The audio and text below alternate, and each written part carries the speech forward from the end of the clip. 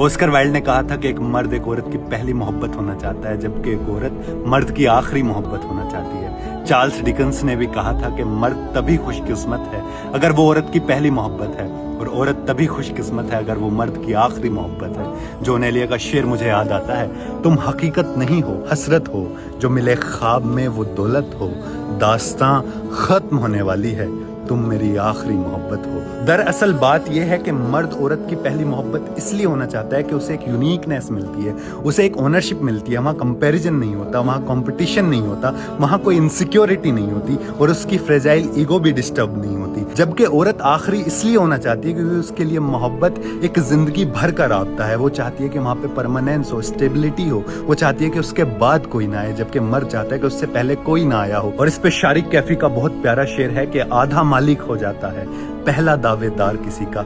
यही मेंटलिटी होती है मर्दों की, उन्हें लगता है कि आधा मालिक हो चुका है पहला रकीब। वो नहीं चाहते कि उनसे पहले कोई हो, वो चाहते हैं जो हैं वो वही हों, उन्हें एक ओनरशिप मिलती है, वरना वो एक इनसिक्योरिटी में दबते चले जाते हैं। वो अपने आप को अपने रकीब से कंपेयर करके अंदर ही अंदर घुटते रहते हैं और एक दिन फ्रस्ट्रेट होकर रिश्ते से निकल जाते हैं। इसलिए चार्ल्स डिकेंस ने कहा था कि खुशकिस्मती तब तक ही है जब तक मर्द पहला हो और औरत आखिरी, वरना रिश्ता चल नहीं पाएगा। कि औरतों के साथ बिल्कुल अपोजिट है, वो चाहती हैं कि उनके बाद कोई ना आए, उसकी आखिरी दोस्त हो, उसकी आखिरी मोहब्बत हो, उसे छोड़कर कहीं ना जाए।